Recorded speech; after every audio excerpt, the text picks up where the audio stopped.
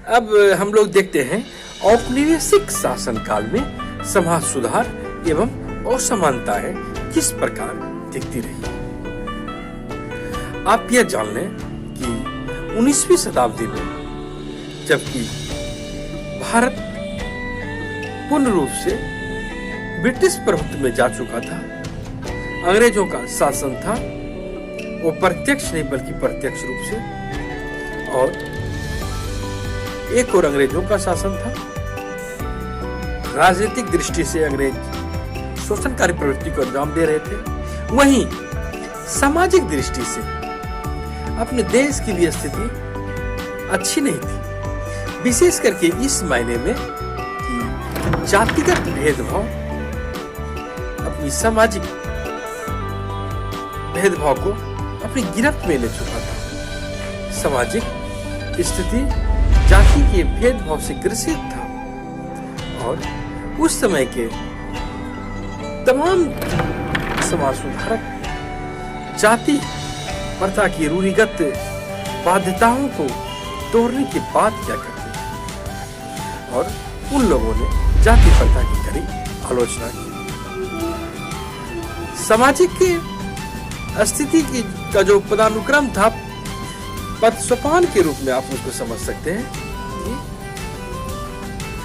वर्णाश्रम व्यवस्था में 4 वर्ण की यहाँ अपने सामाजिक स्थिति थी, ब्राह्मण, क्षत्रिय, वैश्य और शूद्र, और उसमें से उससे भी नीचे एक अछूत आते थे जो कि सबसे निकृष्ट समझे जाते थे अच्छे लोगों की नजर में, सभी लोगों की नजर में, और उन्हें अछूत कहा जाता था और वे काफी निकृष्टतम रूप से वो पीड़ित थे। आज की स्थिति में कहें तो उनके मानवाधिकार का जबरदस्त शोषण किया जा रहा था। सामाजिक सुधारकों ने इन सब बातों की ओर ध्यान दिया। उन्हें मंदिरों में प्रवेश करने की इजाजत नहीं थी, यहाँ तक कि जिस कुएं पर ऊंची जाति के लोग पानी लेते थे, जिस तालाब से पानी लेते, जिस नहर से सिंचाई करते थे, उससे भी अछूत लोग पानी का उपयोग नहीं कर सकते थे। आज की तरह की शिक्षा व्यवस्था नहीं थी कि बच्चे कहीं भी जाकर पढ़ेंगे। उनके बच्चे, अछूत के बच्चे स्कूल में नहीं जा सकते थे, उन्हें शिक्षा ग्रहण करने का अधिकार ही नहीं था। और पुलिस हो या सेना हो या कोई अन्य सार्वजनिक सेवा हो, उनके लिए प्रवेश निषेध था, प्रवेश पर पाबंदी थी, और उसके सामने एकमात्र विकल्प था दास जैसा काम करना, गंदा काम, सफाई करना, और जो काम यह समझा जाता था, तुच्छ समझा जाता था, उस काम को उसको सौंप दिया जाता था। सफाई करने का काम हो या शव हटाने का काम हो। तो और कुछ भाग में तो कभी कभी जो अगर वो होते थे, उनकी उपस्थिति को ही अच्छा नहीं माना जाता था। सामाजिक दृष्टि से उनके प्रति कलुषित वातावरण था अच्छे लोगों की नजर में।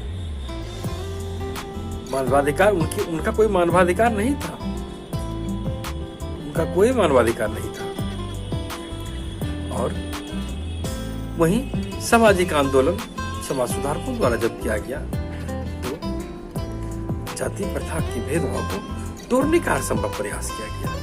आपने महाराष्ट्र के ज्योतिबा फुले का नाम सुना होगा, और ज्योतिबा फुले ने जाति के आधार पर, लिंग के आधार पर, दलित के आधार पर, पिछड़े के आधार पर, किसान के आधार पर किसी भी तरह के पिछड़ेपन को उन्होंने सही नहीं माना, उन्होंने उसका विरोध किया। ज्योतिबा फुले एक माली जाति के थे, माली जो फूल का काम करते हैं, और उसके पिता का नाम गोविंद राव, माता जीवन बाई थी।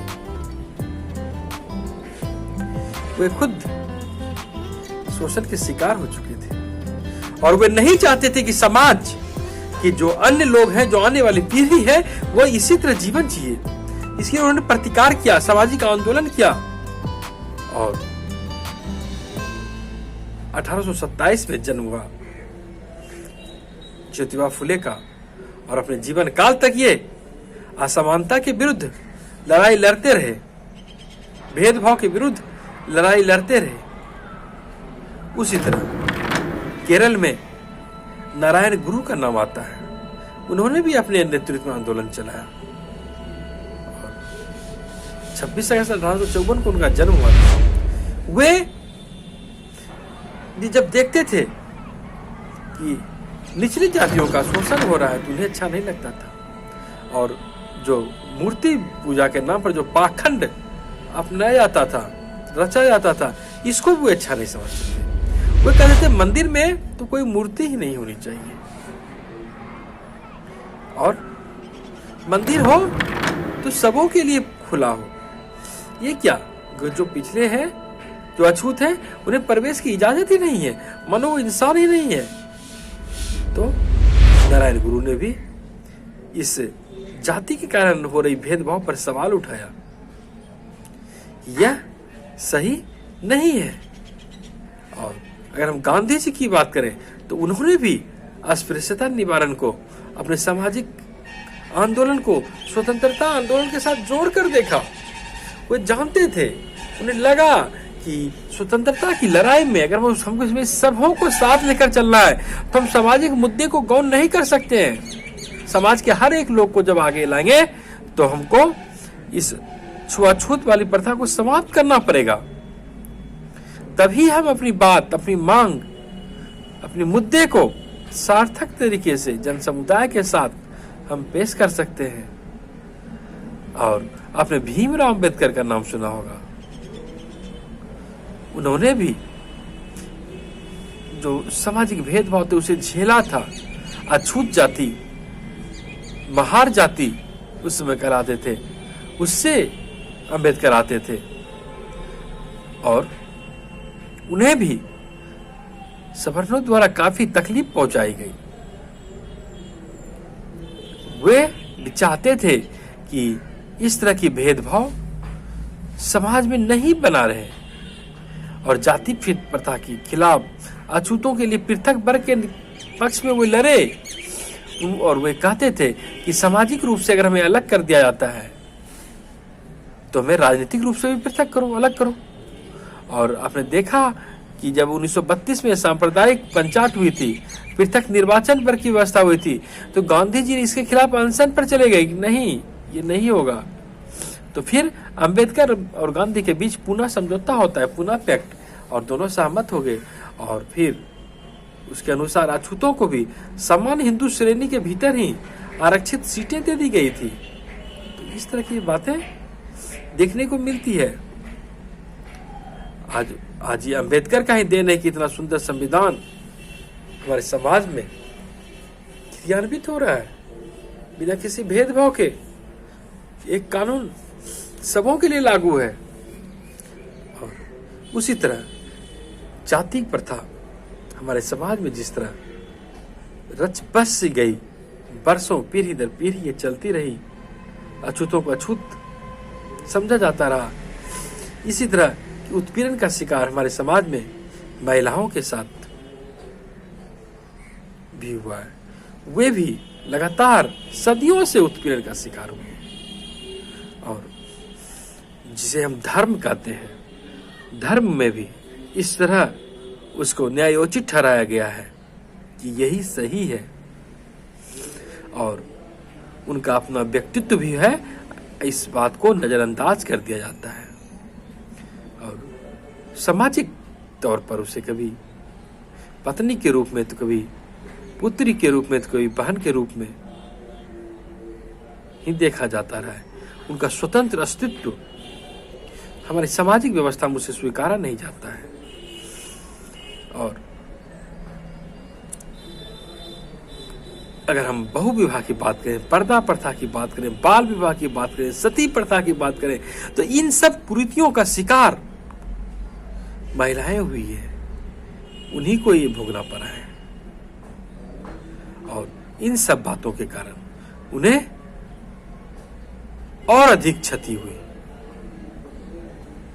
हिंदू महिला उत्तराधिकार में तो संपत्ति पाने का कोई अधिकार ही नहीं रहा था उनको। हाल फिलहाल 2005 के बाद ये स्थिति है कि उसके बाद जो बच्चा जन्म लेता है उसमें पिता की संपत्ति पर पुत्रियों का भी हक होता है। लेकिन औपनिवेशिक काल की बात यदि हम करें तो पिता की संपत्ति पर पुत्री का कोई हक नहीं जताया जाता था और मुस्लिम महिलाओं में उत्तराधिकार के रूप में पुरुष का मात्र आधा प्राप्त कर सकती थी। सुधार आंदोलन कई एक रूप में चलता रहा और महिलाओं की स्थिति को लेकर हर हमेशा यह मुद्दा चिंतन के केंद्र में बनी रही कि समाज सुधार के लिए महिलाओं की स्थिति में भी सुधार अति आवश्यक है। वे हमारे देश की आधी पीढ़ी है, उनकी स्थिति में यदि सुधार नहीं होता है तो फिर सुधार सार्थक नहीं हो पाएगा और औपनिवेशिक काल में उनकी स्थिति को हम बहुत अच्छी नहीं मान सकते। सामाजिक व्यवस्था के तौर पर उनको नीचे ही माना जाता रहा था।